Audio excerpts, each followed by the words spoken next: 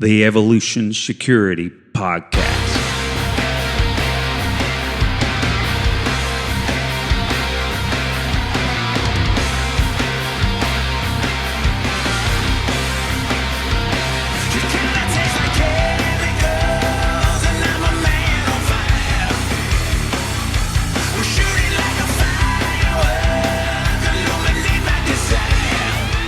All right, everybody. Thanks for joining us on the Evolution Security Podcast. We are the EvoSec Tactical Twins, Eric and Aaron Davis, and we have someone on that has become a good friend in this industry, and then as a mutual podcaster too. We're just excited to have Lee Weems on again. I think this is maybe 3 times now. I think so. 3 or 4. How you doing, buddy? Glad you're on again. I'm doing well. How are you guys? Not badly. I'll just say from my perspective, I was sitting here and then I get the text, and at first I saw it on my iPad, and my iPad doesn't have your name on it. Mm-hmm. And I saw, hey, I'm available this evening. and I'm like, who is some chick got my number that I don't know about? And you better you better delete that text fast. Well, you had text several weeks ago about trying to do a show that week, and I was so tied up with stuff, and we couldn't make it happen. And I had yesterday evening free, and I'm like, hey, wait a minute, I can do this evening. So I just responded back to that. Oh, no, Lee, it was perfectly fine. When I grabbed my phone, I'm like, oh, okay, I get it. Yeah. But at first I was like, boy, who is this? And of course, I'm absolutely, I sit there and joke about things like that, man. I'm a very faithful husband. It was just funny that this is the first thing is like, some chick mistake me for somebody else. When you coming over, dude? Yeah. So Eric, it's a little reminiscent of, remember we were trying to get Tim Alexander from Primus on? Yep. And it felt like he was ghosting us a little bit. And then all of a sudden, I think he texted us on Saturday. He's on tour with Primus for that Rush tribute tour. Yep. And he says, hey, guys, I'm open tomorrow. No, Aaron, it was that day. Oh, was it? Yeah. It was either the day before or the day of. And, we're like, does the Pope wear a funny hat? Yeah, we're available too. Yeah, it's funny because when he texted us, I was in my home gym working out, and my wife and I had plans that afternoon. But yeah, it absolutely felt like he was ghosting us. And it was like 2 times he canceled on us. One of them was that he had an aching tooth and had to go to the dentist. And at first, we're like, this sounds like I'm washing my hair kind of thing. Mm-hmm. But yeah, that ended up being a great show, and we thought we were going to tread lightly on the gun issue, and he starts out right away before we get on. Man, I was looking forward to talking to you guys. I'm wanting to get back into training jiu-jitsu and some shooting. Like, okay. Yep. So, well, enough about that. That was kind of fun, though. Well, Lee, yes, to the point yesterday, back to your text, Aaron and I had a plan to do one of our Gear and Mindset shows. And when you text, it was just kismet, man. So we threw something together. Audience members, if it sounds like we're floundering a little bit, it's because we threw these set of topics together. I don't think it's going to be that way at all. But we also can, especially with Lee on here, we can chat off the cuff and have some good stuff to talk about and good commentary. Yes, absolutely. Well, Lee, let's go ahead and get a quick bio from you. It doesn't have to be a large one. We can point everybody back towards your previous shows, but give us a rundown of who you are and what you're currently up to. Well, hey there, everybody. I am in my 26th year as a peace officer. I prefer a peace officer to law enforcement officer. Nice. I recently changed agencies, and I don't want to say the name of the agency online because I don't want it to be a social media thing, but I'll tell people in person. But I am now full-time training for an organization that does training. That's what we do. And Awesome. so that's fun. I'm getting to work with people all day, every day, training versus, sometimes in the field, sometimes training, etc. Um, I kind of live in a couple of different worlds. I have the law enforcement thing, peace officer thing going on, which is my full time gig. And then I also walk in the academic world. I'm an adjunct professor for a college here in Georgia. I teach American government political science classes. I may be delving into some criminal justice stuff for them soon. And we're kind of dealing with an accreditation issue on that. Um, but I've been doing that now for 10 years.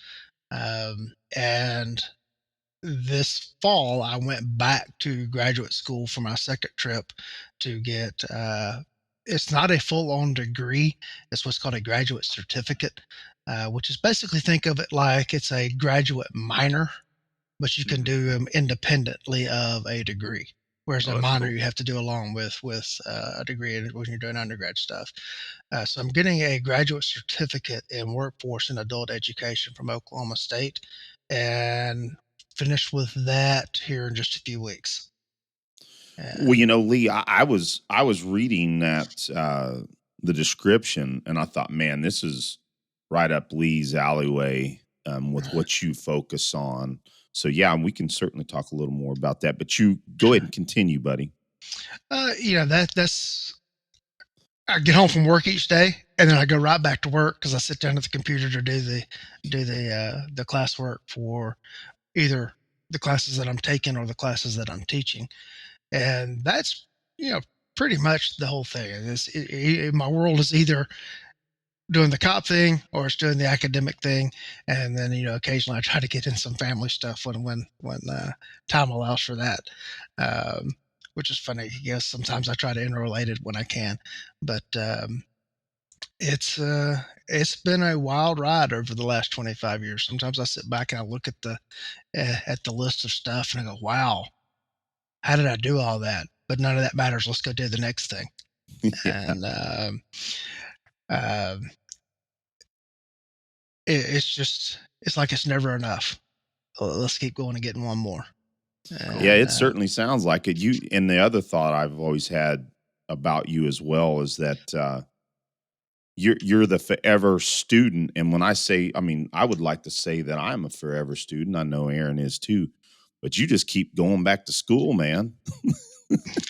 Yeah, it's funny. I almost stopped about halfway through this program.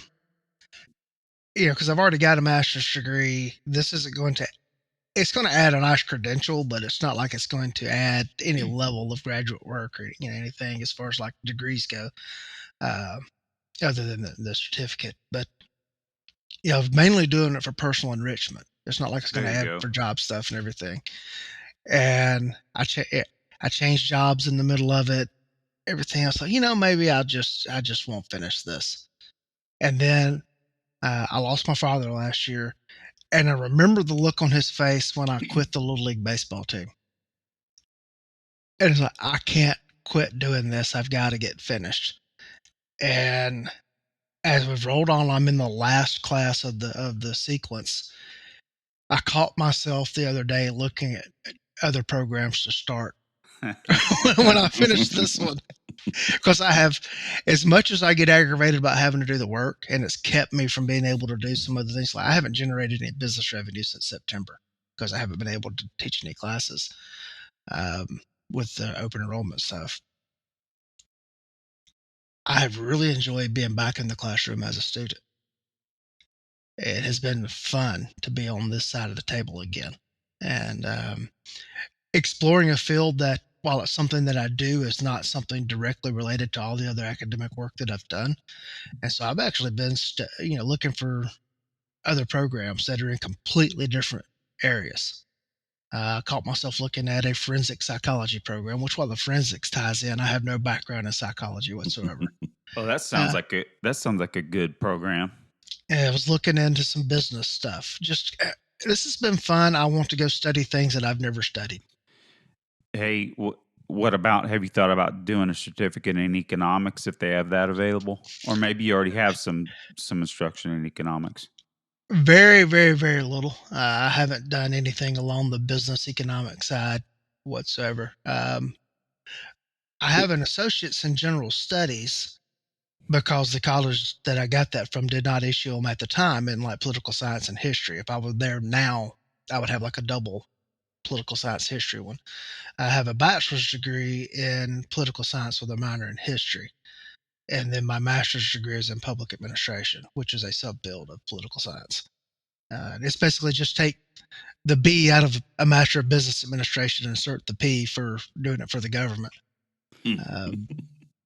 Well, Yeah. one point and then one question. Mm-hmm. So, yeah, I've often thought about getting a second degree in economics. I don't think I'm going to do that now, but I think I am going to delve back into it at least, maybe in some type of certificate program like you're talking about, or just simply hitting all the Hillsdale and free college courses you can take. The MIT has free courses. Now, of course, it's the same thing. You don't get credit for it, but I mean, you just watch their lectures and can get all the work and stuff. But so the reason why I'm so fascinated with economics is it explains about every decision that people make, not just about money, but just the way society moves, innovation, all of that stuff. And what I like to say is, if I misspoke on a show earlier, a couple of weeks ago or so, I was talking about the main fields of economics, but if people understood the basics of macroeconomics, aggregate demand and supply, or supply and demand in any good, and including wages and labor, the markets for labor, the politicians would not get away with the crap they get away with. Well, you just unwittingly reorganized the entire show format because now we've got to talk about something where we're going, hey, if we have time, we'll do that, if I may. All right. The shooting part of the revolution started in 1775. We formally declared independence in 1776. In 1777, the Second Continental Congress began drafting the Articles of Confederation, which were not ratified until 1781. At that point in time, the Articles of Confederation became our national government, and the Confederation Congress was the national governing body. The revolution effectively is ended by 1783. By 1786, we're already having conventions because we realize the Articles of Confederation aren't working.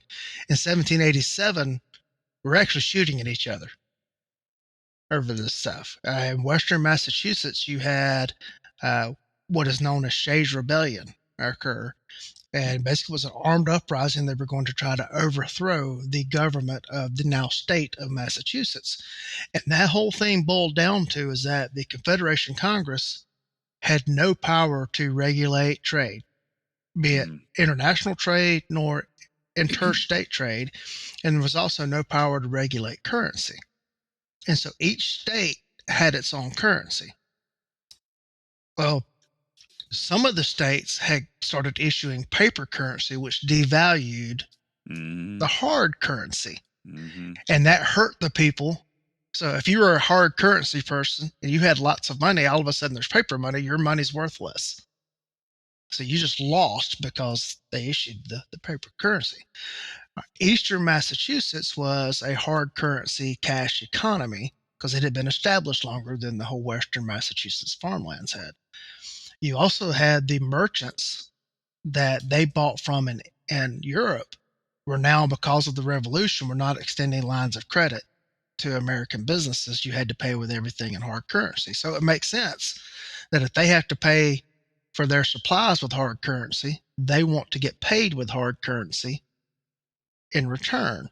Well, now you have this whole segment of society that has no hard currency to make those payments with, and they're losing their land to debtors. The tax collectors are taking their lands.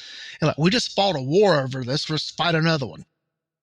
And basically, the eastern portion of Massachusetts raised the money because the federal government could not do it. The federal government had no power to tax at this time. They privately funded a militia led by Benjamin Lincoln, who was Washington's second in command, to put down Shays' Rebellion. And after that, it's like, okay, now we've got to have another convention to decide what to do. That convention ultimately ended up drafting the Constitution. So we know it as the Constitutional Convention. When the people that showed up, that's not what it was called. They showed up for the Philadelphia Convention. All of that transpired over money and its value. Interesting. The people in the western portion of Massachusetts were wanting the state to issue paper money. And the people in the eastern portion of the state were like, we all have hard currency. If you issue paper money, our economic status is lessened. We don't want that. And so within just a few years of the revolution, we're already shooting at each other again over the value of $1. Wow. Yeah. And Lee, it's interesting. I have a very macro view of that segment in history, mainly because it's the precursor to our Constitution. Now, the Articles of Confederation, to my remembrance, that was the main issue. The states could damn well do whatever they wanted to. It was such a loose, essentially a loose document that it created chaos to my remembrance. But yeah, that's an excellent history lesson, because my real history knowledge is still macro, but a lot of it really starts at the Constitutional Convention, as you mentioned, was known as the Philadelphia Convention. So that's pretty cool, Lee. Thanks for that lesson. The Constitution is the third national government of the United States. Interesting. We tend to forget about the other two. But, it was not, common understanding of history is we win the revolution, we elect George Washington as president. Right. That didn't take place until 9 years after the revolution is effectively over. 8 years. And we tend to forget about that whole intervening period, because there was this huge societal debate over, we've won the revolution, now what? Now what do we do? And if it hadn't have been for Washington just walking away from power, he was in position, he could have seized it all and made himself the king of America. And some wanted him to. Right. Which is kind of funny. He actually did it multiple times. Walked away from ultimate power. Because the funny thing is he actually bungled up and started what we know as the French and Indian War, which ultimately led to the revolution. And then he, as we know, he leads the Continental Army to victory and then walks away, goes back to his farm. We eventually create the Constitution and ratify it. He gets elected as the first president after 2 terms, says, that's it, I'm done, I'm going back to Mount Vernon, and walks away. He later gets appointed as commanding general of the army again. So he repeatedly keeps getting called back into public life, and then, all right, everything's settled down, I'm going home. And we don't see that these days. People tend to get into public life and they stay there unless they get thrown out. Which and Washington was extremely wealthy as well, and so really I'm ready to get back to my life. Let me go back to making money. No, I'm kidding, of course. Right. George Washington was, of course, he was a patriot, and he wanted to, help as best he could take care of the young nation that he helped established. So yeah, that's awesome, Lee. So you hit it on the head. We've kind of changed the order of the show, which it really is I think is an important segue Okay, we're going to take a quick break and mention a couple of classes that we have coming up here at the EvoSec range in the Tulsa area. The first one is April 27th, and it is our Ladies Pistol 1 class. This is a 4-hour course, and you will learn about safe gun handling, which includes the 4 cardinal rules of gun safety, and you'll learn the fundamental skills needed if you have to defend yourself or your family. Then on June 1st, we have our Defensive Pistol 2 class, which is the follow-on to the Defensive Pistol 1 class. It is an 8-hour course covering advanced defensive pistol techniques. For more information and to purchase tickets, take a look in our show notes for the links there, or you can search Eventbrite for upcoming Evolution Security events. Now, these courses are possible thanks to my Jiu-Jitsu gym, training ground, and my Jiu-Jitsu coach, Matt Reyna. Please go ahead and check them out, see what all they have to offer in self-defense training at thetrainingground.life. Bro, real quick, I know we're geeking out here, but I just wanted to put a bow on the economics thing.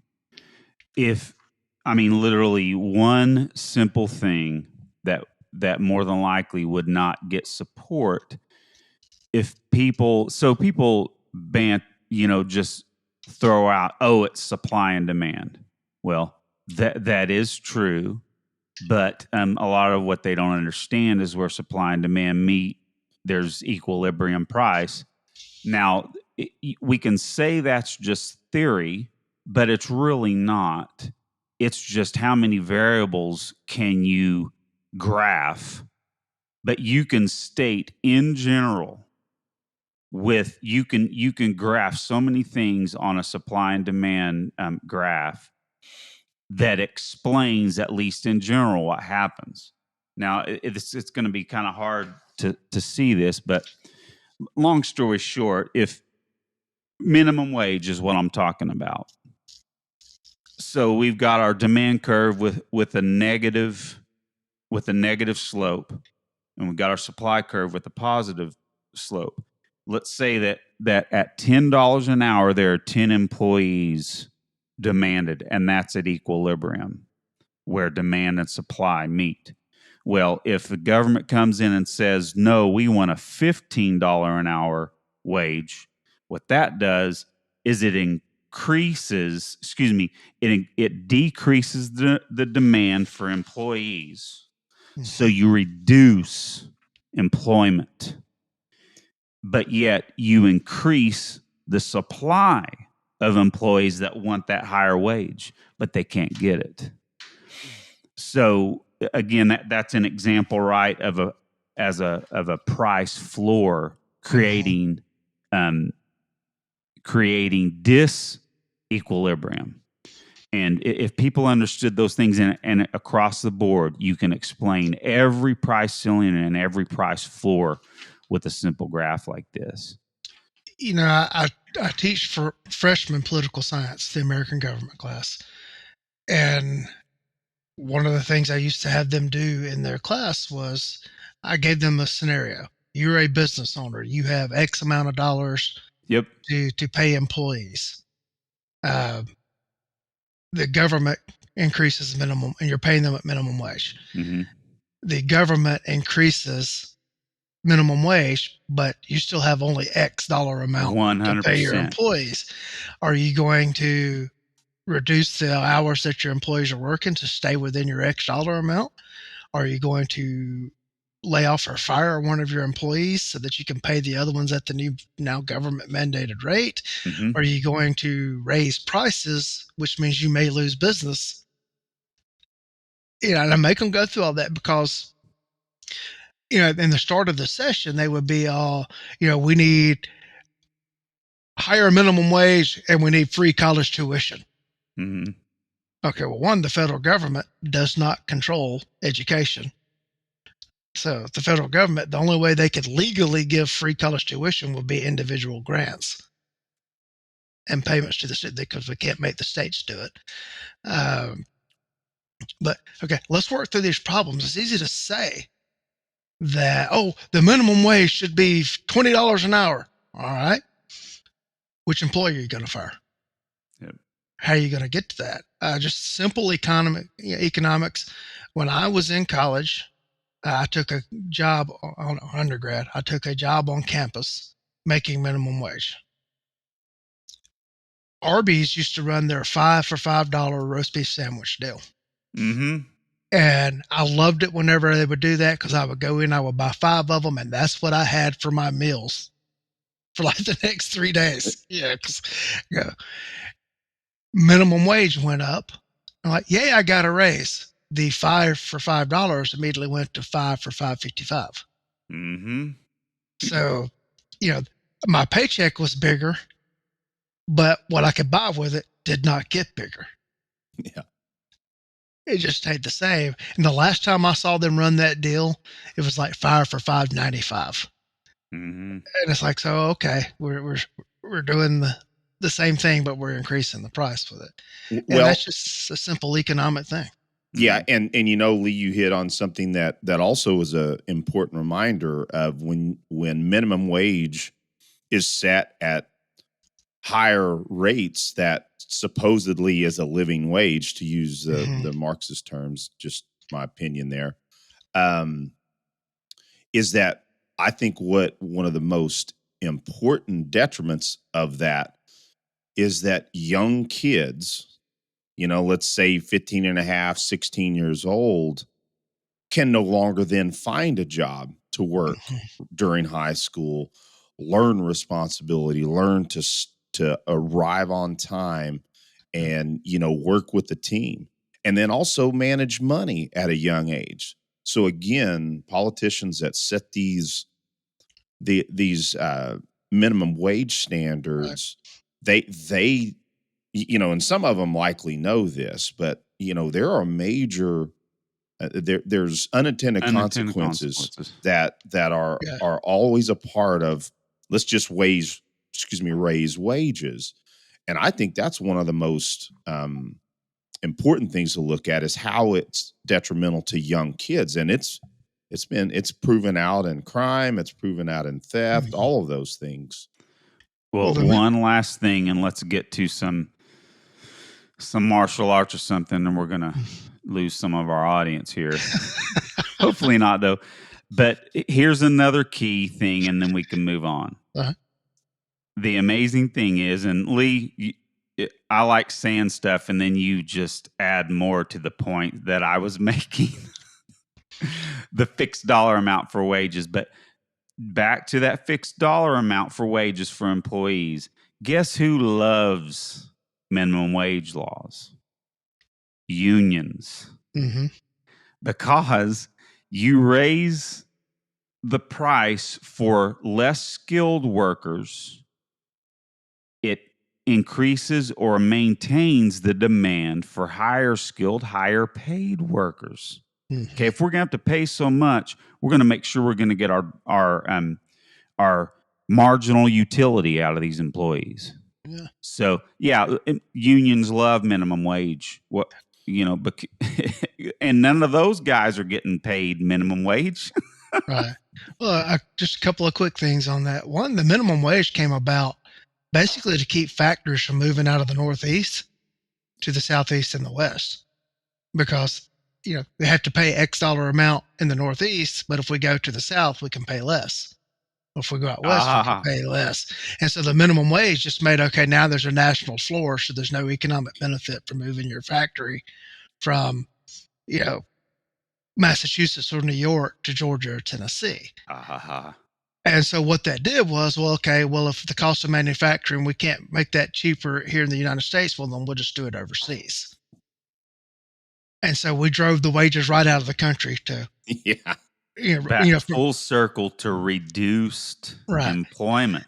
Geez, guys. So we did not plan to talk about this, but it is illustrative back to the concept of education and my love of economics, that Lee and Eric. So obviously we can say that economics, the understanding of economics, can explain Lots of behavior beyond money. Yep. All right. Eric, you ring us back in here, brother. No, this is great. This is great discussion. And I said this a couple of shows ago as well, or maybe when we had Rich on. Ultimately, this is a show and Lee's show as well. It's about, self-defense, self-preservation. Economics affects crime rates drastically, so when we talk about these things, that's why we also talk about, that's why it's important whom you vote for, because depending on who you vote for, you get a certain economic theory, because especially when you vote for a certain set of politicians, you get theory more than application or science. So, but anyway, so that's my closing statement on that. So, it still revolves around self-defense. With that said, we kind of started hitting on, the original or the first American Revolution. And Aaron and I, again, have talked a lot about the state of the Republic recently. And, Rich Brown's been having some incredible guests over on his show as well on some of the same subjects. I also have heard Victor Davis Hanson and Dr. Larry Arnn of Hillsdale both recently talk about the possibility and where the direction that we're heading is that we're heading in a direction that could end up bringing us to a second civil war. And I am absolutely in the belief that our resolution is still political. But with the current division and very, very much venomous attitude towards the, both sides, if we want to talk in those, that's also simplistic because we know it's not just two sides, but it is absolutely, we really do have, the left, pitting certain swaths of society against another. So it is kind of a them and us. But anyway, I just wanted to know your thoughts on, do you think we are heading in that direction of a possible second civil war? Well, first, if you think I can geek out on gun stuff, that's nothing compared to the level of geekiosity I have on this kind of thing. Yes, sir. I have to object to the phrase Civil War. Okay. The unpleasantness of 1861 to 1865 was not a civil war. A civil war is multiple factions fighting over control of the same government. And what you had was a failed revolution or a failed secession movement that was put down militarily. Good point. If it was a civil war, then the 14th Amendment was never ratified. And that undoes all of the civil rights legislation. Sure. Because the southern states were then not represented in Congress. Congress also forced the southern states, after they had been militarily subjugated, to go through a readmission process to the Union. Well, if they never left the Union, why did they have to be readmitted? So, very good point. Yeah. The South broke away, created its own country. That country was then conquered and forced to be a member of the club again. So when people start talking about, it's worse in this country than it's ever been. Well, there was that time in 1861 where we did actually go to a shooting war over this. That's not the first time that we did a shooting war. As I already talked about, 1787. We were shooting at each other. There have been multiple other times throughout our history where we've had such instances. The War of 1812 was not a unanimous let's go to war with England movement. The New England states were actually very economically damaged by that, and there was talk in those states of splitting off at that point in time and making their own deal with England. Even before that, you had Aaron Burr, who was the third vice president of the United States. I think he was third. He was the vice president for the third president. There may have been others But Aaron Burr, as the sitting vice president, actually hatched a plot where he was going to seize everything west of the Appalachian Mountains and make himself the emperor of a new country there. Wow. So you have that. All throughout our history, we've had, as a country, we've had secessionist movements, we've had factions, we've had everything else. We're living in the contemporary time, and so we're seeing it unfold. And because of our technology, we can see it unfold by the minute versus by the hour and the day. Mm-hmm. We think it's just horrible. It is horrible. But let's put it in perspective of where we've been. Also, if you look at gun guy social media, you think that there's this whole concept of all of their guys are going to line up on one side of the battlefield. We're going to line up on our side of the battlefield. We've got the guns, so we'll win. That's not what it'll be. It'll be you walk out to your car and the guy 3 houses down takes shots at you because you disagree politically. Your wife and your daughter get gang raped because you took a different position on something. That's what it's going to be if it breaks out. It's not going to be uniformed armies clashing against each other. I think ultimately we have too many factions within states for it to be that way. I think, I've heard it stated this way multiple times from multiple sources that it would be more of a balkanization than it would be two sides. And I absolutely agree with you also, Lee, on something you said. We are definitely not in a worse time than we were in 1861. Right. Absolutely not. That's why I premised my first part of the discussion on, I believe that our remedies currently are still political. Yeah. Aaron, what you got? Well, I hope I'm not cutting off the discussion by asking this kind of cut to the chase question. But how long is the federal government going to allow? Now, let me be clear. I'm not saying they have legal power or the constitutional power to do so, but how long are they going to let something like that go on until they send in, let's just say, the National Guard, so they can at least have the facade that it's not the federal government using the military? But what are your thoughts on that? How long would they allow it to happen, to occur, where those scenarios you're talking about, guy down the street running his bolt action gun at you? I think if it truly broke out widespread across the country, the federal government would be powerless to respond. Really? I don't think it has the resources or the organization to do so. Yeah, and so, what I would it would have to break out at a significant level, though, in that case, right? Or if all of a sudden, say it broke out, Texas decides to take a vote because all the Texans love to say that they can leave the union because they're continually talking about it. Yep. Say Texas, it finally breaks out, gets bad enough, and Texas tries to leave the union. The federal government does have the resources to militarily respond to that and deal with that. But if it's broken out all over the United States, there's no way the federal government has the resources to respond to on any kind of great scale. And people are sitting, throwing things at their car radio and their computer right now. They have to have organization. And the federal government is extremely disorganized. Yeah.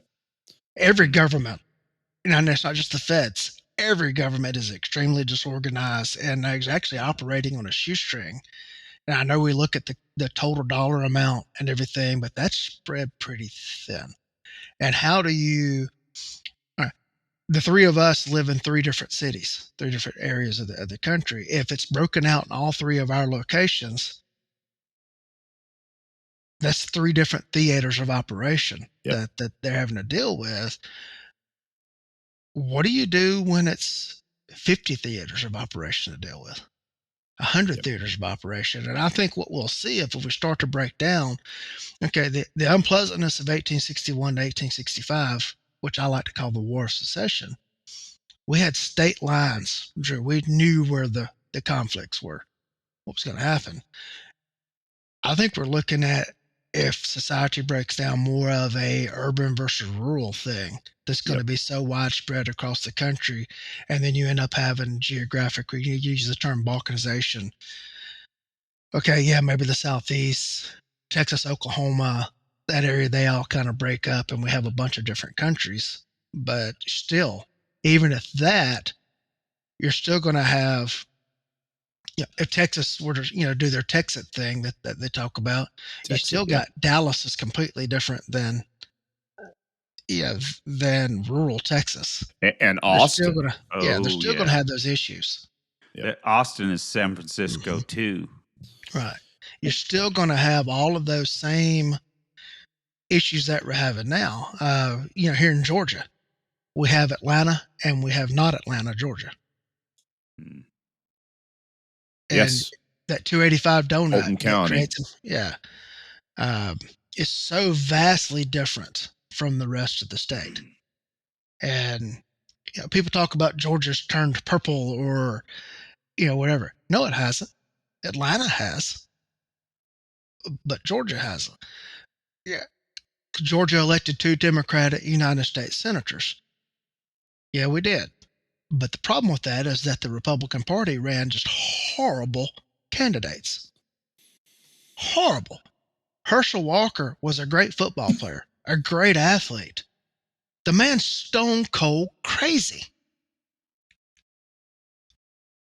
It's complete, well documented about all the mental issues this guy's got. And so he said the nice things about President Trump on the morning radio, morning TV shows and everything. And okay, we'll make him the Republican nominee. Anybody who ran on the Democrat side was going to beat him. He finished 5 points in the polls lower than the Republican governor nominee, because there were Republicans that went to the polls said, yeah, he's got an R by his name, but I just can't vote for this guy. Well, and so now we get a Warnock. And when I say we, I'm a believer that the 17th Amendment created national senators versus necessarily the state associated senators. But yeah. And that also removed a block on federal power. Yep. Absolutely good. Very good point. Yeah. It's to me, and this is what I was going to bring up coming from my military background and still involved today in my day job, is that I also believe that there is still a majority of the military that would not follow the orders of a government that would try to use the military against the citizenry. You would see a vast exodus, of the conservatives for certain would go, I'm going to go protect my family, or just simply you would have plenty of commanders, especially on the combat arms side. There's something that's very much misunderstood. Yes, we absolutely have a woke, that word's probably starting to get trite these days, but let's just use it. So we have a very woke brass inside our military.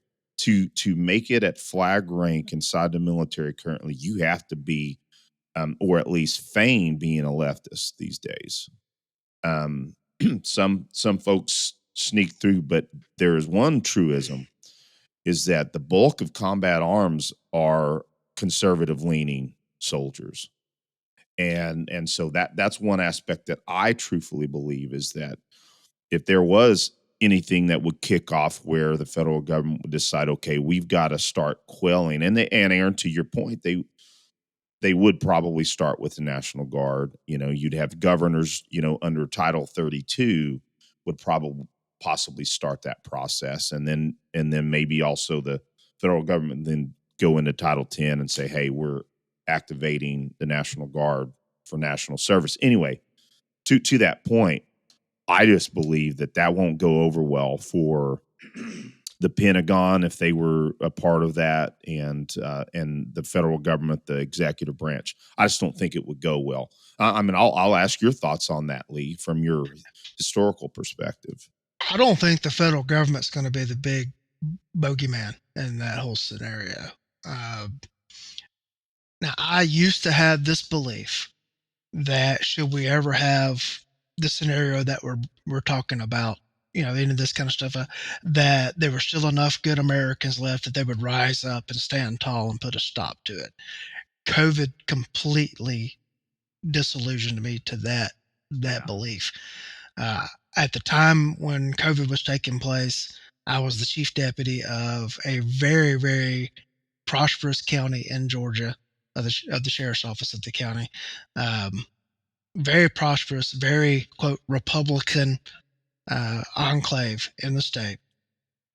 And there were people who were literally willing. If I had lined up trains to put people on and ship them off to camps, over COVID, there were people that were willing to support that. That are by their name, that they wave flags, they thump their chest about America.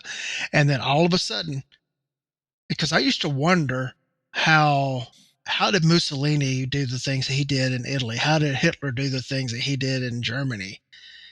How did the people go along with that? And then all of a sudden I saw it in front of my very own eyes, and the stuff that people were demanding that I do. And it's like, no, we're not doing that. I think the bigger issue is you're going to have to look at what's going to go on with your local governments, your state governments, and the like. Because, like, in the response to COVID, the little town where I live passed a curfew in the early days of the COVID thing. Because apparently it was only a nocturnal disease that you could only get at night. Now I went out every day, every evening, and I violated the curfew on purpose. Good for you. Because there was no basis and rationale for it, and I was going to make them prove their case in court. They never stopped me and never charged me with it, but I went out with it constantly. Matter of fact, one night I came home, I kind of dozed off watching TV, woke up, and it was 11:58. And I said, I have not violated the curfew today. And I ran outside, ran out into the street, and left my property so that I could keep my streak alive. Then our governor actually stepped in and put a stop to it. I said, all right, all you local governments, stop this. We're going to have a statewide rule, and only the sheriffs can enforce it. And only the state public health can enforce it. Because, the sheriffs are elected, and they were going to have to answer back to their population. That was the governor's methodology on that. In the meantime, you have up in the Northeast, I think it was Rhode Island, where their governor was ordering the state police, and I may be wrong on the state and everything. It was one of the states up there was like ordering their state police and National Guard to go find people that had left New York State, the cities, and had come into their state and were trying to hide and was forcing them into quarantines. I remember that. Okay. Michigan's governor went kind of haywire with power in response to some of the COVID stuff. So I think that's a bigger threat than the federal government doing it. And so what I would not retort, that's not an accurate statement. What I would also say, and again, this is coming from my time, dealing with COVID inside the Army, is I had some of the same. I was deployed to Iraq when this was all going on, and the reaction was unbelievable to me. You got COVID, you were put into a compound to be with all the other lepers. It was wild to me, but to that point, I was one of those that refused to get vaccinated, and I was, all kinds of both friends, colleagues, soldiers that I know very well. Some of them, unfortunately, and that's what I feel glad that I stuck to my guns, because I was close to losing my job, and I know Aaron was. And his as well, in a civilian job.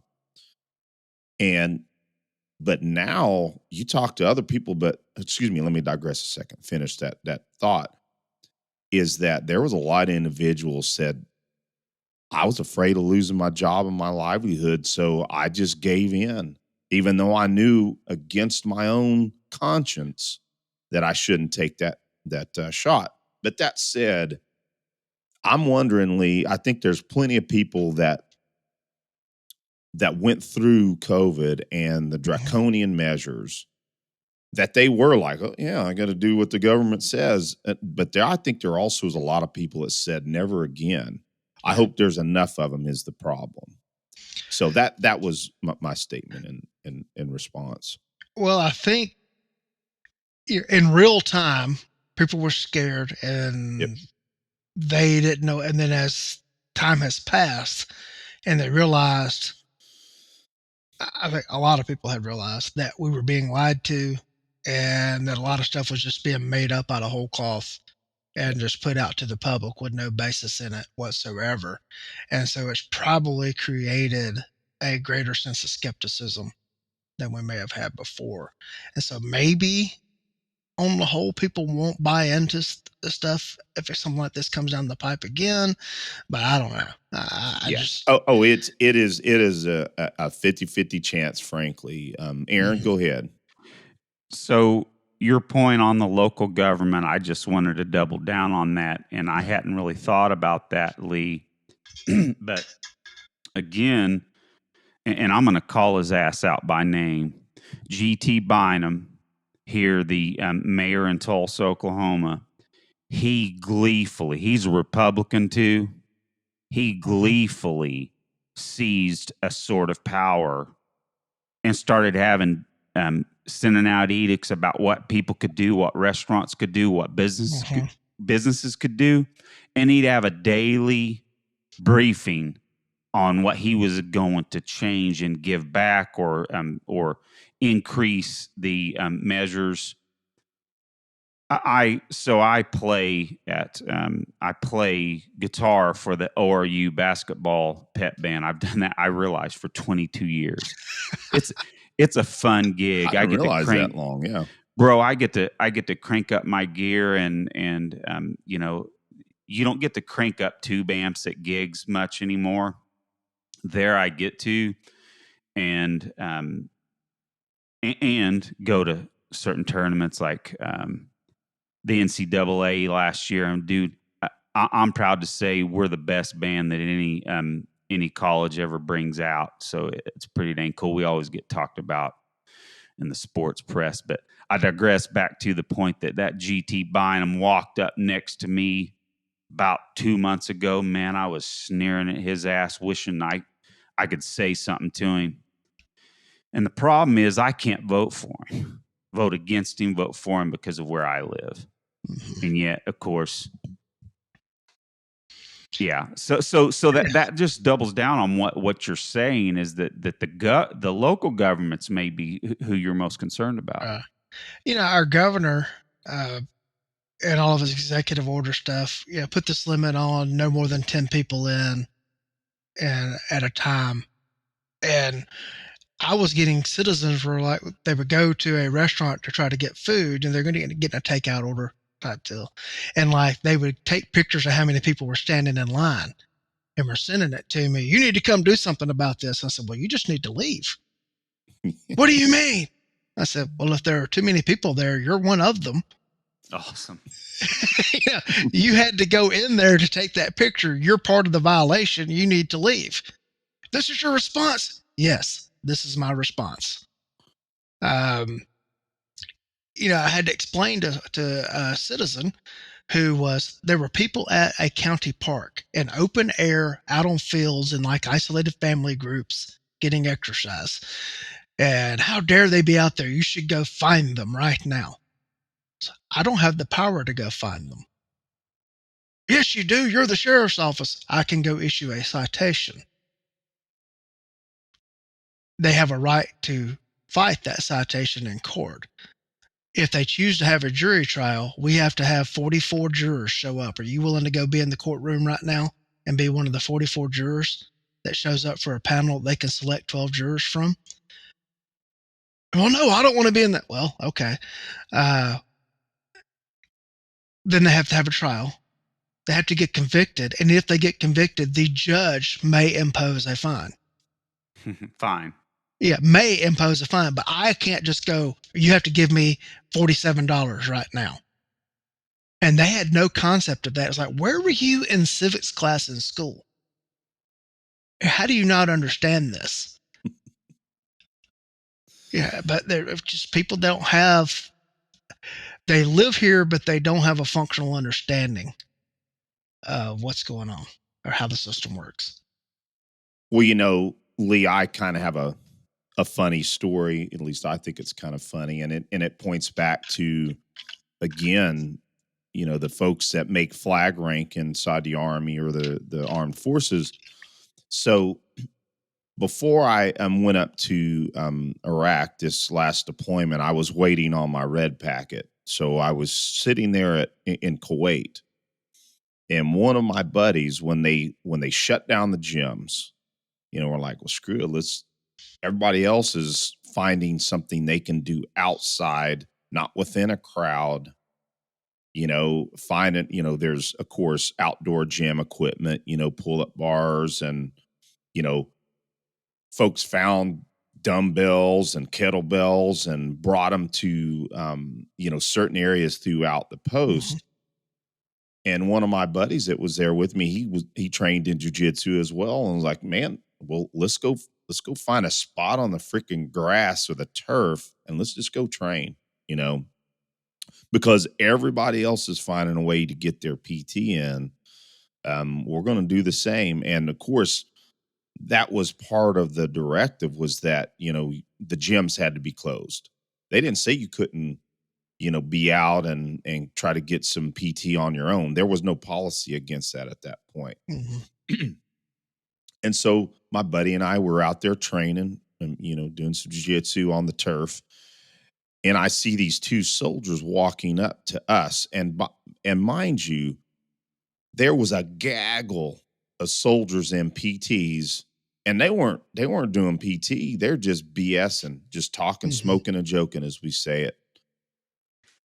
But these two soldiers walk up to myself and my colleague, who were both civilians, and this soldier looked at me, sir, who do you work for? And I look up and I see his 2 stars on his chest. So here's a 2-star general coming up to me as a civilian, asking me who I work for. And then I explained to him, and I won't say my agency over the air, just because it's not necessary. But I told him my agency, and he said, oh, so what contractor do you work for? I said, sir, I don't work for a contractor. I'm a DA civilian. My agency is XYZ. He said, oh, so you're not a contractor. And he said it again. And I said, no, sir, I'm not. And he said, well, listen, you guys need to abide by the policy, blah, blah, blah. And I'm like, sir, I've not seen that policy. I said, but if you're telling us that we can't do PT, I see everybody around this post. I see some folks over here doing what they want to do. And, I see it all over the post. Are you guys policing up everybody? And he's pissed off. And frankly, as a DA civilian, going to bat against a 2-star general doesn't really work out very well. And in all honesty, I could have gotten in a lot of trouble. But anyway, I was respectful about it. The point is that what he was looking to do is he was hoping we were contractors and he could throw our asses out of country, is the point. He was another example of a flag officer that swallowed it all, hook, line, and sinker. And he just had a bone to pick with us civilians doing our thing, and he wanted to throw us out of country. I don't know, that amazed me. And to your point earlier about how did Mussolini do what he did, how did Hitler do what he did, and you hit it on the head. They used exactly what our local, state, and federal government did. They othered the other people. They made them to be not a human, but a person that is going against their edicts, as Aaron said. Yep. And they absolutely, you could see it in people's faces. I mean, if I could get away with not wearing my mask in public, I didn't wear the damn thing. And you would see people look at you like, let's just put it what I was the Jews of the past at that point, you know. And of course, that is not at all intended to be anti-Semite. I'm pro-Israel all the way. The Holocaust was evil. My point is that's what they did, you know, as you were alluding to, Lee. Guys, this is a live version of word association. I don't think we've talked about anything that we planned on talking about. We've just been playing the game of word association, topic association. Well, it's fun though. Yeah, I figured it would go this way. So Lee, let's go on to a jovial conversation, and then maybe we can also, you know, hit on one of the incidents we spoke on before the show. But I want to back up a second. Today is a special day for you. Can you talk about that? Yep. It's a somber day. We're recording this on March the 29th. So 79 years ago today, my great uncle Howard was killed in action in World War II. There were 5 weeks left to go in the war. My grandfather there was nine boys and a girl that made it to adulthood. There was a 10th son that only lived a day or so. So my grandfather's favorite joke was he had 8 brothers and each one of them had a sister.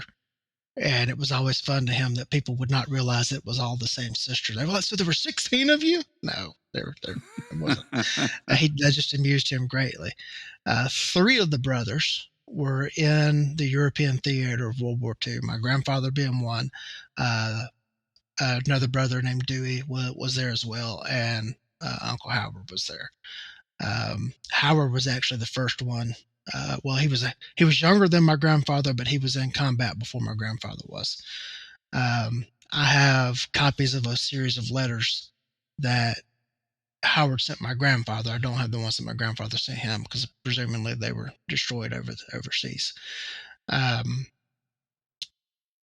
Howard in December of 44 received a Bronze Star when he and another soldier saved their unit.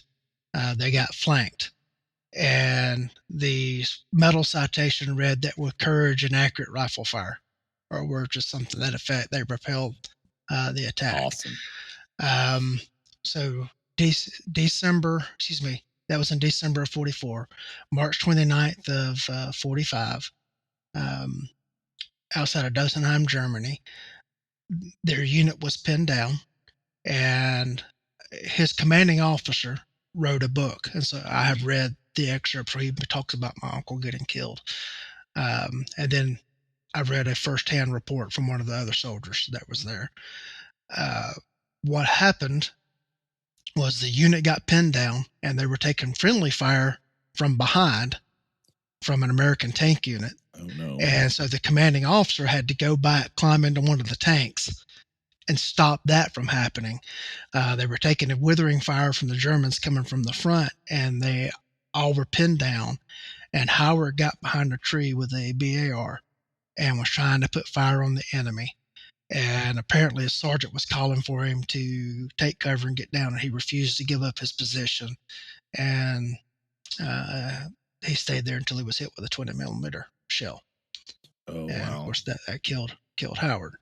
And that's all coming from 2 firsthand accounts written by people that were there. My grandfather, who was in Italy with a different military unit, wrote a letter to Howard, and it came back. The envelope was marked, just stamped deceased. And that's how my grandfather found out that his brother had been killed in action. Holy cow. And I have a copy of that letter in that envelope with that stamp on it. My grandfather would talk about it some, but not a lot. He and Howard were very close, but I'd heard stories about him. I saw Uncle Dewey just before he died.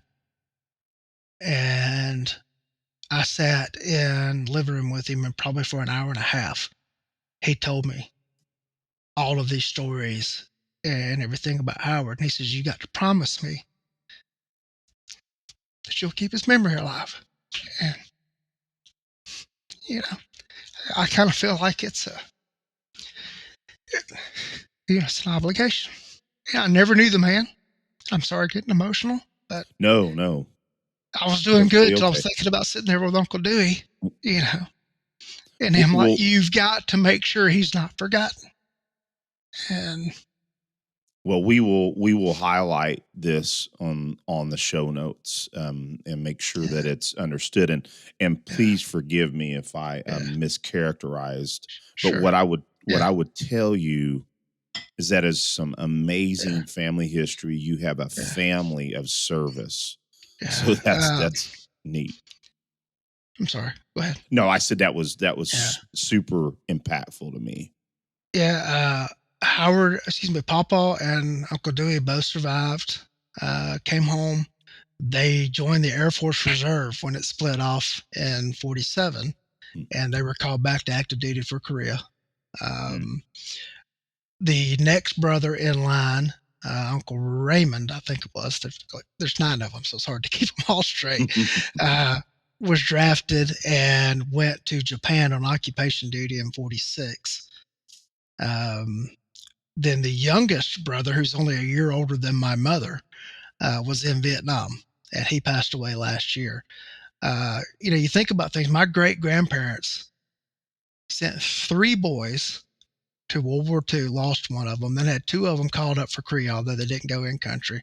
They had a son and a grandson in Vietnam at the same time. Wow.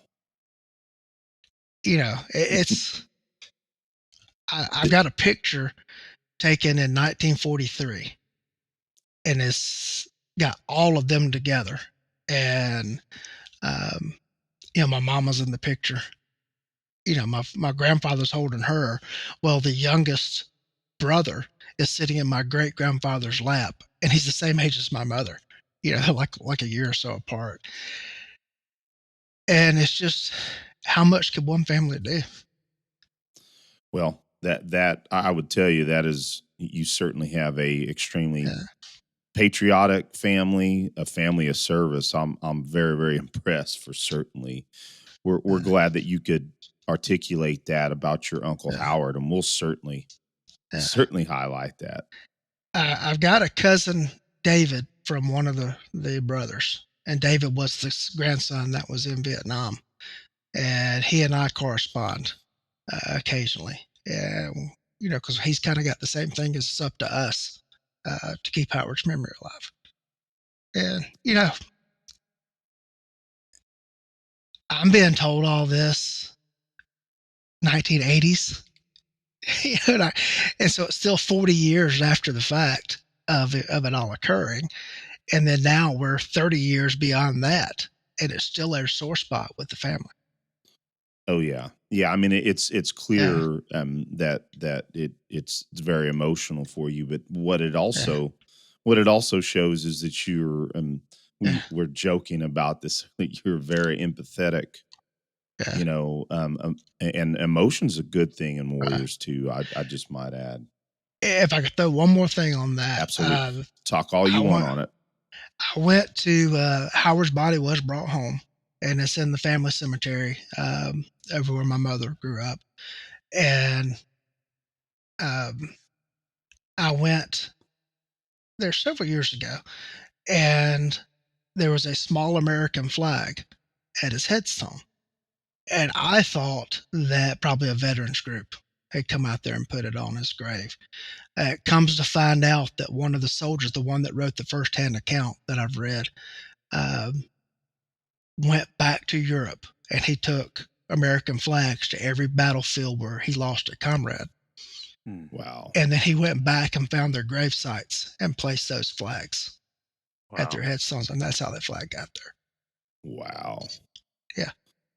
Yeah, that I'd like to think that we still have some individuals that would do something so profound like that, taking those flags. I'm sure there still is, but man, when I hear you tell those stories, it does just simply make me think of the greatest generation. as it's been coined. So, yeah. So Well, it's. Go ahead, buddy. No, please.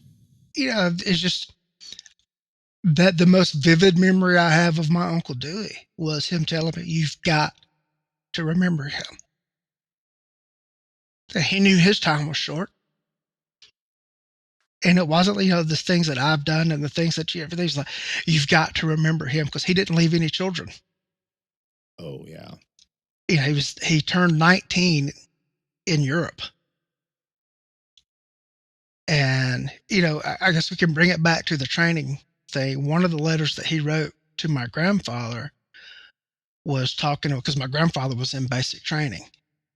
And he's like, "I know you're probably tired of all the classes that you're having to go through right now, but you better pay attention because you're going to need them." Very, very, very good point that he made. Yeah. Yeah. And I'll just say this, how impactful, a letter like that would be, right. And again, I was not in that circumstance. I didn't go to World War II. But I will tell you that I still have a lot of my letters that I received from loved ones when I was in basic.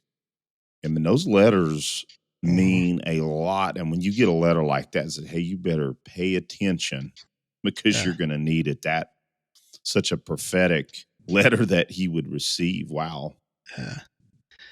Yeah, there were 4 that were in my grandfather's things that I have. And, I pull them out every now and then, like on the dates of things, and I read through them. And I go hunt down cousins that are the generation younger than me. It's like, "Hey, you've got to remember," and tell them things and make sure that they know. And then, of course, I put stuff out on like stuff like this whenever the stuff comes around. If we forget those people. Yeah. Yeah, absolutely. We can't. We can't. Yeah. Yeah, and it also reminds me of how important the written word is. Even with pencil and pen, or excuse me, pencil and paper, or pen and paper. And this is slightly changing subjects, but I sit here. I've got these around here. I've got so many of these notebooks laying around that I've filled. And I've said this before, and I don't at all compare to those letters. What I mean by it, is the value of the written word. Yeah. I would be extremely, heartbroken if I lost some of these notebooks, and they're just my words either to myself or my notes. Yeah. Some of the one of these is a jiu-jitsu notebook, and I got ones behind me there that are just my journals. I mean, it has stuff about TACCON, about my first ECQC, all that stuff. So, I mean, you just made me think about how the preservation of the written word is so important, and especially in the light of your uncle, your family, your grandfather is also a very important reminder of maintaining those records. Yeah. On days like this, I think about if I could go back and sit down and talk with my grandfather now. The only direct question he ever answered was, I was at their house once when I was little, and there was some war movie on, and of course, the bombs are dropping out of the planes and they're whistling, and I'm like, "Papa, do bombs really whistle like that when they drop out of the planes?" Like, "Yeah, boy, they do. They whistle like that." And that was like really the only question that he ever directly answered. Cause sometimes I would ask him a question, I'd see the pain in his face, because I had that stupid stuff. And I don't want to talk about it, and, now I wish I could sit down and have an adult conversation with him. Because he was, oh gosh, he was in his 20s and had 2 children when he got drafted and went. And what was the difference? Like, he's got the added fear of, am I going to get killed? But is my wife going to be able to take care of my children? What are they going to go through? And just all the, just a couple of quick things. The operational security and all the written words. he couldn't tell my grandmother where he was. But he found out through scuttlebutt that a troop train was going through their hometown. And so he smuggled a note to another soldier who threw it out of the train as they went through the hometown with my grandmother's name written on it. Oh, wow. And somebody found it next to the tracks and took it over to the house and gave it to her. We've got that. That is And awesome. another one, he did his basic You said you have that? Mm-hmm. Oh. Yeah. He did his basic training at Camp Blandon in Florida, but at some point in time was getting sent to Virginia for something. So in a letter to my grandmother, he started writing like a story, like a narrative type story. And one of the characters in the story was like Virginia. And he was like writing like, hey, Aaron, when you see Eric the next time, tell him that Virginia is whatever, trying to tell her there's in Virginia. And the centrist caught it and cut it out of the letter. Oh, wow. So it's just Upset. different times. And so you think about, the pen and the paper, you had that tangible thing. Well, now we do everything by email. Mm-hmm. And so are we going to lose that whole flavor of thing? Because, if something happens to me, my family's not going to have a way to get into my email, which is probably good in some respects. But, it's, letters, correspondence between me and my cousin David, where we've talked about all this other stuff with the family history and all that stuff's going to get kind of lost. Well, and I feel bad, and I probably need to reinstitute that. My mother, or I should say our mother, she very, very much, even up until recently, liked to exchange letters. And when I was in basic and when I was deployed, when I was even in just Korea as an assignment, but especially when I was deployed, I would get letters from my mother. Mm-hmm. And I know I have a good bulk of those. I need to pull those out. Of course, she's still with us, right. But I definitely would say that receiving letters from my wife, from my mother, other family members, was the highlight. Boy, especially in basic. Yeah. Man, when Sunday would roll around, or we would get letters at various points of the week. But man, talk about a morale booster. And hell, I wasn't in war yet.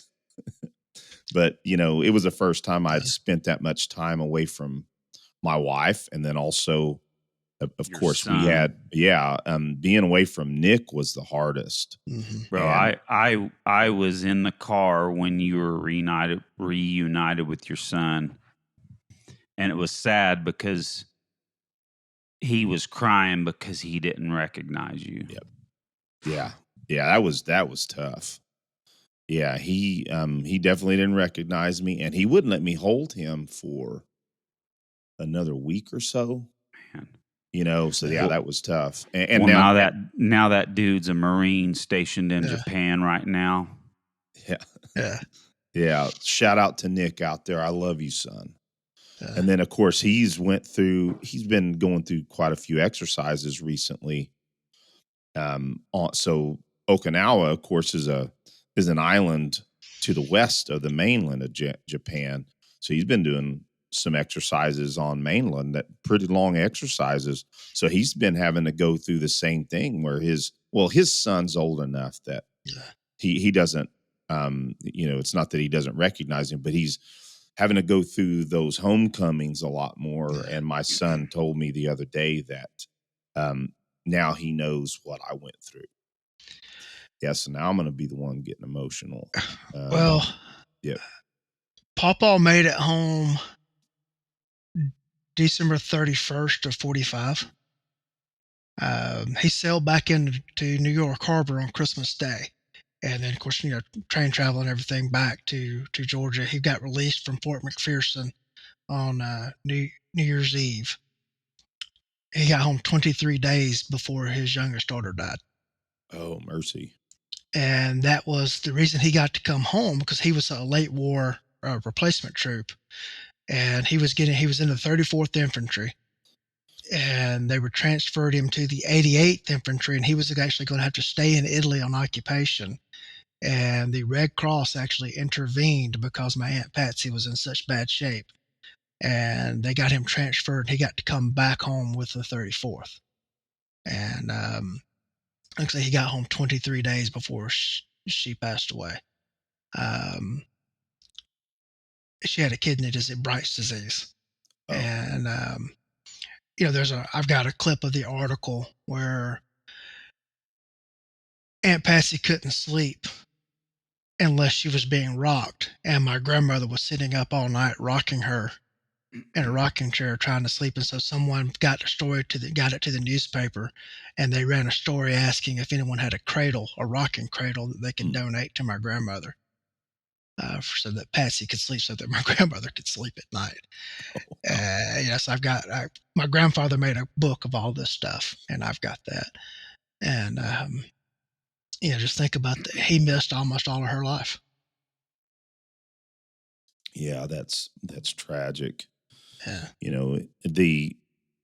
But again, it's a lot of individuals, over the years have dealt with those exact situations. Doesn't make it easy whatsoever. War does a lot of, it has a lot of second, third, and fourth order of effects for certain, and that's an important reminder. And it's also a thing is we can't just flush this thing down the drain. Yes. There's been too much personal sacrifice made by too many people. And we're going to flush it down the drain over petty differences. Right. Absolutely. Guys, I'm not going to mention the topics because I just don't want to go there. But I'm kind of tired of in the media, in movies, we're bombarded with a couple of issues that seem to be the most important issues on planet Earth. Mm-hmm. And they mean a hill of effing beans compared to what is going on around us. It's freaking distraction. I'm not saying a conspiracy theory that it's on purpose. That's not what I'm saying. Right. But it has served as a distraction. And I bring it back to, again, here we're going on word association exercise again. I make a pretty good living, but I calculated it. I make $20,000 more than I did when I started this job on the basis of inflation. That freaking hurts. And going back to economics, when you hand out monopoly money, all the rest of the monopoly money is worth a lot less. I know that's trite, and lots of people still understand that, but we've been freaking hit hard with stuff so maybe people have seen that I got a new car a few weeks ago, and I wasn't planning on getting a new car, but my son, he's 18 now, he saved up cash for a 2007 Cadillac SVT, I think it was, or something like that. And to be frank, that car was a hunk of junk. It finally died about a month ago, and we started looking at cars for my son to buy. You want a decent used car that'll last you a little while? Ridiculous how expensive it was. So I said, okay, I had a 10-year-old Lexus that I literally do not remember doing any repairs on. I don't remember any repairs on it, just maintenance. And I decided to sell that to him at a good price. He didn't, I said I would change the timing belt whenever it needed to be changed, and give him a little bit of a deal. He didn't have to pay for TT&L and get a loan. And so I got a new car, but I didn't care to get a new car. but it literally made the most sense because of how expensive things are. Again, man, we're talking about so much stuff that. You mentioned free money and evaluation. Higher education is facing there's a term that's been thrown around called the enrollment cliff. And we've had all this free money, and the society has pumped up this whole thing is you have to have a college education. And people have got this notion that they're entitled to a college education that somebody else has to pay for. And like in Georgia, we have the Hope Scholarship. If you keep a B average in the core subjects in high school and you maintain a B average in college, you get free tuition at a public university or college. Yep. And so because that money was not coming out of pocket, the universities and the colleges just started increasing tuition because now it's just being transferred from one government coffer to another, and nobody's actually having to pay the bill. And during COVID, enrollment numbers dropped and they're not coming back. And so we've got this whole segment of this whole thing's been built up in the higher education industry. And just in the last month, 2 private colleges have announced that they're closing because they can't get the student bodies. Notre Dame College in Ohio and Birmingham Southern both folded. Wow. I did not know that. Yeah. One of the colleges that I went to as an undergrad, Valdosta State's enrollment has dropped like 12%. Because what we used to get at Valdosta State was, because it's on the Georgia-Florida line, it's an hour and a half from the beaches in Jacksonville. It was as far away from Atlanta that students from Atlanta could get away from mom and dad and still get the Hope Scholarship, but then they could go do the beach thing on the weekends. And so there was a huge enrollment surge from Metro Atlanta at Valdosta State. Well, since COVID, they haven't been doing that anymore. They're either staying and taking classes online or they're not going to college. So Lee, I got a question for you on that.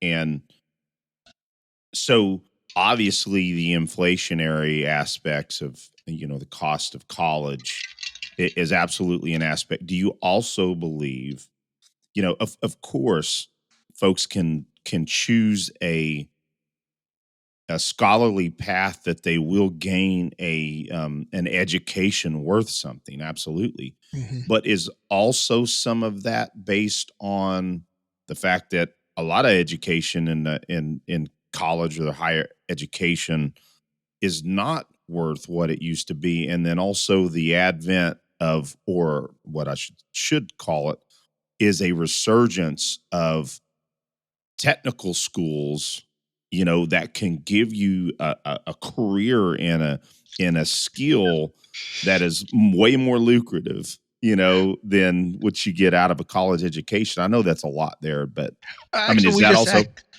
We accidentally just stumbled back into one of the topics that we were going to talk about that we planned. The program that I'm doing at Oklahoma State, Workforce and Adult Education. One of the things in that program was that society has placed such a value on a college education and has looked at technical and career education as that's for the students who couldn't make it academically and get into college. And as we're facing this enrollment cliff, and basically the higher education game has basically revealed itself to be a farce, should we be pushing our children, hey, let's go get some technical skill, some job that you can actually do? Because here's the funny thing is, I have 3 college degrees and none of them actually taught me how to do anything. Oh, yeah. Amen. Well, there's a technical college 5 minutes from my office. And I was looking at their things like, you know what? Maybe I need to go take a class in auto mechanics or welding or something like that. Well, they only offer them during the day. Well, how am I supposed to do that in work? So I think we'd be better off pushing people into career and technical education rather than some useless Now, this is coming from someone with multiple useless liberal arts degrees, some useless liberal arts degree that does not have a job waiting for it at the end. Well, Lee, I'm going to use myself as an example. So I probably have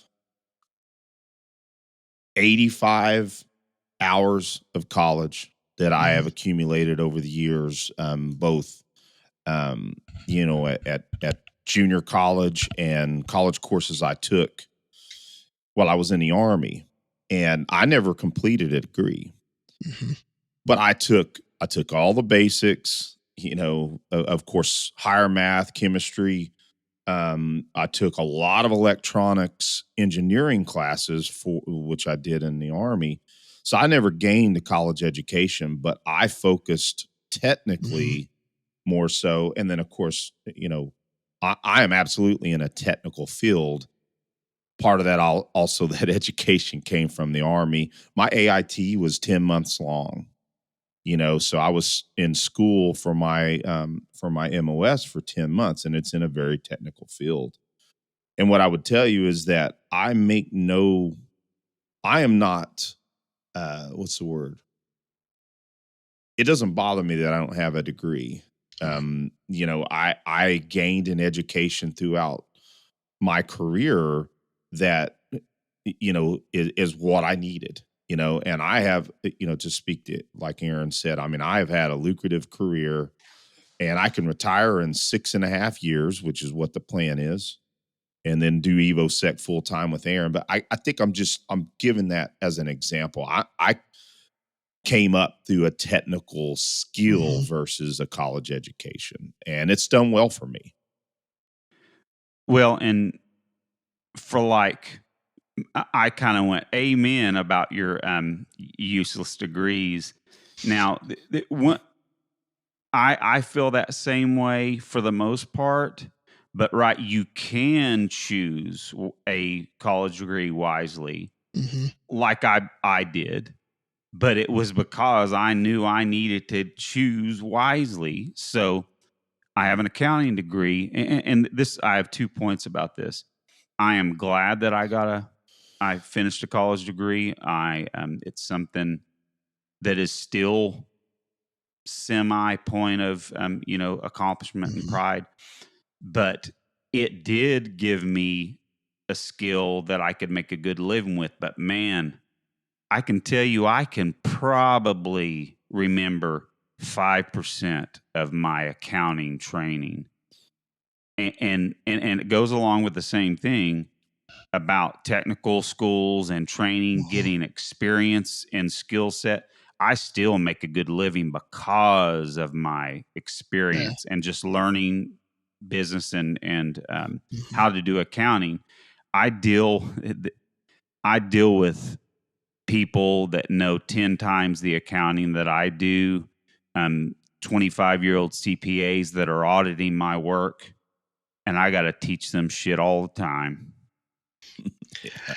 And I did initially go to college with the intent of being a middle school teacher. Yep. And I think I told that story the first time I was on the show.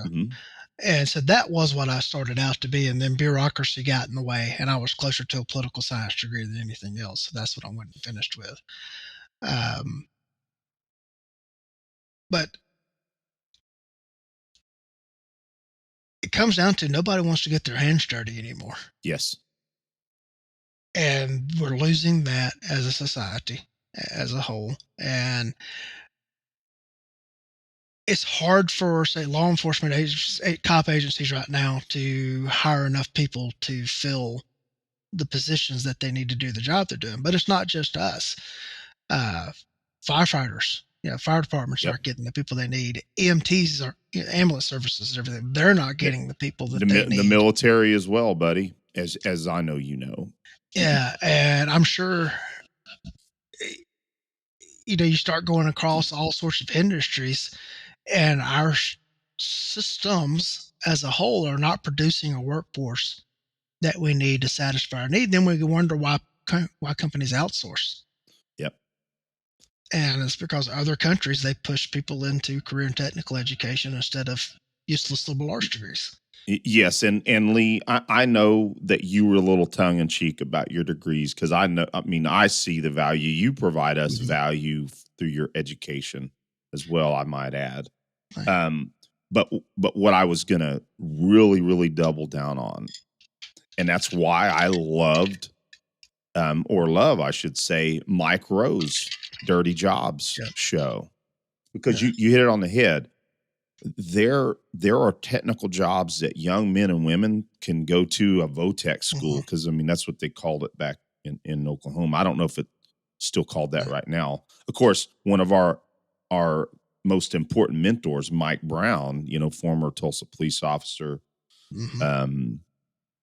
he teaches. Of course, what he teaches is he teaches essentially a police academy. Yeah.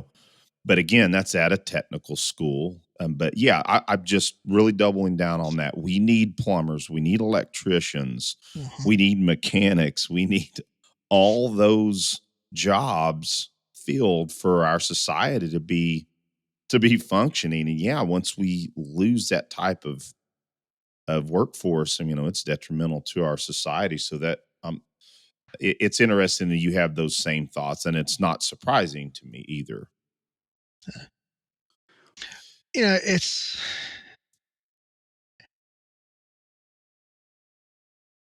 I'm kind of thinking where I want to go with that. We've all decided that we want to place importance on the wrong things. When I say we, I'm talking the imperial we in society. Sure. And I'm better than that, or that's not good enough for my child. And the county that I used to work in, both public high schools there rank in the top 2% nationally as far as test scores go. Top 2% nationally. There is a local business there that is a metalworking shop, and the owner of the shop approached the high schools like, "Look, I'll buy all the welding equipment, all the equipment that's needed for these programs if you will institute an academic program to teach the students how to use them, and then I can hire them when they graduate from high school." And the answer was, our students don't do that kind of thing.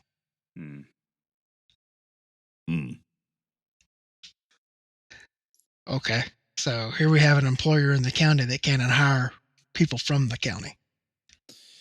Yeah, and again, that is a perfect scenario. Yeah. When it comes down to it, that's well, our students don't do that.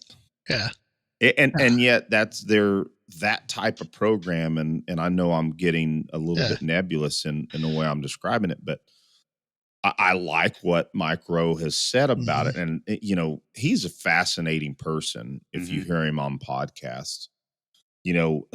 A Very good example of a classical education. I think in English, I think in literature, possibly. I may be wrong. Doesn't really matter. But, but then he realized that, how important this was. And yeah, and I honestly, I'm glad to see that more kids are going into technical schools. Yeah. Because I know the point I was going to make is that he always speaks about how balanced and happy those people are that he has worked with over the years in Dirty Jobs. And for that part, for the other aspect of it, doing very well wealth-wise. So one of the reasons I enrolled in this adult education program was I was having trouble relating to people that I was having to teach that didn't come to it with the same mindset that I did. Yeah, I want to be at training. I love this stuff. This is what I love getting out of bed each day to go, do more training. But I wanted to learn how to more relate to the people that they're only doing it because their job tells them they have to. Now, Lee, you're referring to firearms training firearms and then other stuff too, because I teach a lot of the different topics related to the job, but mostly firearms and the like. And one of the things that I learned in the program was that adults resist any kind of education because they go right, but their brain goes right back to all the things they hated about education in school, like traditional classroom education. And, you know, the art of teaching students, like when I was a middle grades ed major and everything, all of that was called pedagogy. Okay. The art of teaching adults is androgogy. Really? I had not heard that word. I always associated pedagogy with adults as well. Go ahead. Yeah. And even it's funny, even in some of the literature for the adult education classes, they refer to the pedagogy of the class. But there's a whole theme in this program about androgogy. And one of the things is that adults want to be able to draw on their past experiences as they learn new things. They want to have choices. They want to have a facilitator more so than someone standing over them saying, this is what you're going to, in certain contexts and everything. And this is all perfect world adult education stuff, not reality making it go. And so it began to make me think of ways I could present material to students. And I'm talking to like people in like in-service training and then my open enrollment classes. I had kind of devolved into, I know all this stuff because of all of my training. Here's the best way to do this. Now go do this. Well, learning in this program that sometimes that's not the way necessarily people want to learn. So what I started doing, I did an experiment, was I would show, excuse me, I would show one or two techniques that I knew to be inferior. And then I would show the superior technique. Now you try them. Okay, which one worked better for you? And of course, they went to the one that I wanted them to do because they found out on their own that it was the superior technique. And so it's just different ways of saying the exact same thing and acted like they had a choice in the matter. Well, Lee, can I add something to that? Sure. That's awesome. Sure. Because I had a thought on that just recently in teaching grip. And I had that exact thought. I was, because, you know, the way that I teach, I know Aaron the same way, is we show them what we want them to do correctly, or what we believe is the correct method of gripping a pistol.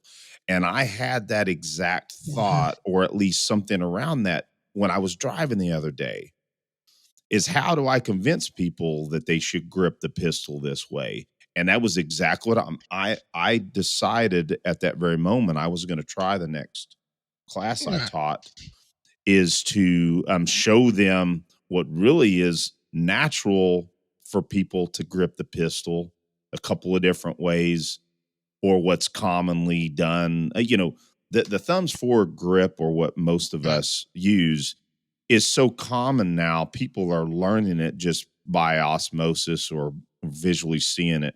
But we still have folks show up that don't know. But I'm going off onto a tangent. My point is that I had that exact thought. It's like the next time I teach grip, I am going to absolutely have them shoot with a couple of different grips and the grip we prefer. So it's profound that I stumbled. Go ahead. So think about this. I know you guys are heavy into Craig Douglas and stuff. You know, Craig teaches that two of the 2 count of the 4 count draw stroke to come up high in that pectoral index. Thumb pectoral index. Yeah. And then the hands meet together and to go out. Well, one of our other guys, this is when I was with the SO, we're starting to try to teach people the old escalator draw because it's faster. Well, it is. It is undoubtedly. If all we're doing is we're looking at the results on the timer, it's going to be faster to the right of the decimal point. Instead of getting into this big argument over which one's better or all this kind of stuff, I just took a folding table to the range and a chair and had everybody sit down at the folding table. Okay, now try the escalator draw. Now try the Yep. Do you want to have to try to, well, when I'm here, I'm going to do this, and I'm here, I'm going to do that. Or how about you just do this every time you come out of the holster with it? You make the decision which one works for you. And I have not had to have that discussion again. So Excellent. with the clients that I'm teaching now, my new job is I'm just going to have them sit at tables and learn to draw. Yeah. And then I'm not going to have to let me make Sure. some more notes. I've been thinking about stuff I can steal here. And that kind of thing is what, having to think about how you teach adults and different ways to do it and approaches. Instead of bashing my head against the wall, find ways that leads them into the discovery. Yeah, that's what awesome. They need to do. Another one that I'm going to do is I'm just going to take movable target stands with me. I've got the little wood uprights that, we do, put the IDPA targets on or whatever, USPSA targets on. I'm just going to put one of those about waist height in front of every shooter on the line. That makes them get their muzzle up higher, to get on their presentation. And then I'm going to let them figure it out on their own. I've got to get the gun up here into this. Basically, I'm forcing them into a tone pectoral index. Another thing that I'm going to do with that is with the blue guns, I'm going to make them fight each other. Nice. Not really fight, but okay. How are you going to deal with this situation? If this guy's this close to you, you've got to get your pistol out and go to work. And I need to come to here because if I come out here with it and start coming up, he can foul my draw. Yep, there you go. That begs the question: how many? Because I know you're teaching at least fairly experienced shooters, and I'm teaching brand new rookies and fairly experienced shooters. Yeah. So then, how many? Of course, I know the beginning students, but how many even of the experienced trained officers understand retention shooting or number 2, number 3, etc.? It's going to depend on who trained them and how often they're getting the training. And if coming through a basic academy and then going out if you go to work for an agency that training equates to just you pass the qualification course, they're not going to understand that. Well, and that also brings up, I'm tangential here, but when we're talking about how to teach grip, that's one of the ways that I teach the importance of, try to get across the importance of grip. Right. I will shoot only from the number 3, and I guess whatever we want to call it, 3 or 4, it just depends. But I will shoot loosely and let my just 3-4 yards, but see where my grip, where my rounds go, right? And then we've got no sights involved other than index. Okay, I'm getting too much into it, but then I'll show with a good grip, quality grip, and show how much my rounds tighten up. Right. And but because the grip, to me, I like to explain the grip as a set of shocks and your suspension on your car. Your pistol should, when you go over a bump, your car goes back into the same position it was before it went over that bump. Right. In relation to the tires in the ground and distance for the car from the ground. So your pistol should kind of do the same thing. Your hands, when you fire that shot, your pistol should go really right back where it was when you fired the shot. So I think that's a good way to get it across too. Yeah, it comes down to being a guide that leads them to the right discoveries versus trying to force them into a mold. And a lot of that's going to be generational differences. Going back to my raising, I grew up with all of my great uncles and aunts around me. And so I have a natural difference to authority figures that I remember you saying that a couple of times.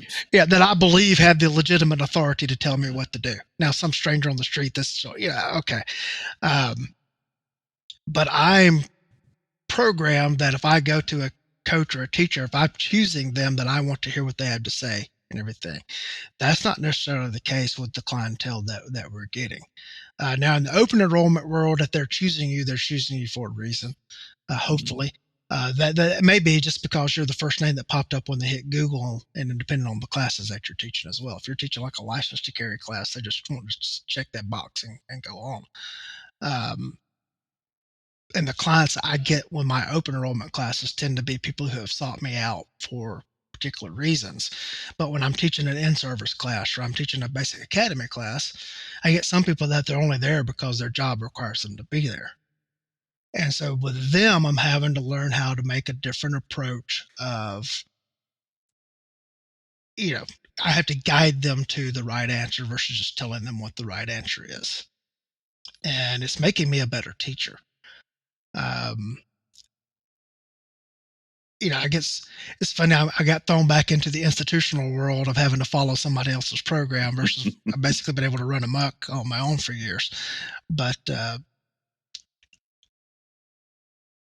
we tend to teach people in closed environment settings, and then we expect them to perform in the open environment. And if the training does not involve some open environment aspect to it, then they're not going to make it.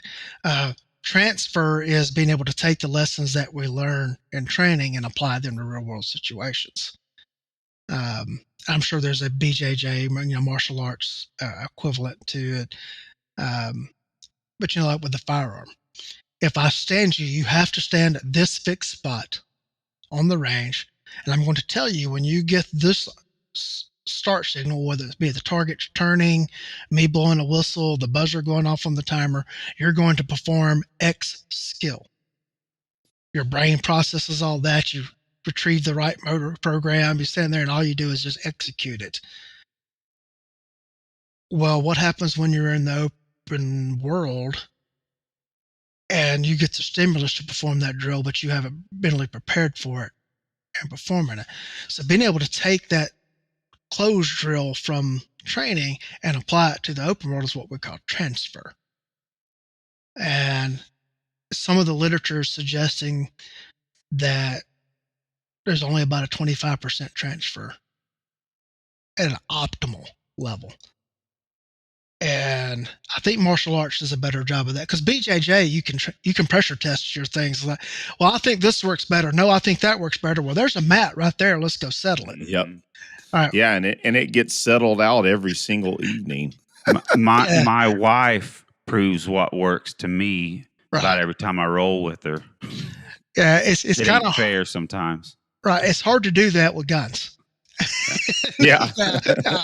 Unless we're going to do simulations and do all the other stuff. But even then, you're going to a gunfight. Yep. At that point in time. The video that you sent that we wanted to reference and talk about, that guy didn't realize he was in a fight until he was getting stabbed to death. So I think we need to make sure that our training has open environment aspects to it. And we start putting students in positions where they're having to solve problems on their own and recognize situations versus when I tell you to do this, you do this. And that being the end of it. All right, you're trained. Check off the box. Well, I'll tell you what, that brings us to a really good point to put this 2-hour interview talk on a bow on it. Because man, we just had so much fun talking about, I think we got some great stuff that we've covered. But I think what this means is, Lee, this is just too much fun to, do this and then go a year like we have in the past. Man, sure. I say if we can work it out to do another show in a week or so, or sure. And let's start on that episode, on that video and that unfortunate event with Officer, forgive me guys, Hernandez being that horrific video. So in a couple of weeks, we'll get together and have the show we were actually going to have. Yeah. But seriously, let's do that because this is too much fun. And I think It's neat. And again, we do need to cut this off. Sure. I think so. Thank God there's some listeners still with us. Hopefully. I know. But the point is, guys, it's an honor to be in a realm of a show like your show, our show, and we have a lot of friends that we do these shows and we converse about them. One thing that's great is that our audience, your audience, there's some thinking people that listen to us. Yeah. We don't have huge audiences because you know what, we have some good topics that sometimes people just want to hear about, red dots and you know, sub-second draws, etc. But we need to do this again because here we are, these people that like to talk about this stuff and geek out on stuff, and we're sitting. People are frankly just listening to us have a fun time, hang out right now, learn and exchange ideas, and man, it's fun conveying ideas, and hope that people appreciate those ideas and those trains of thought.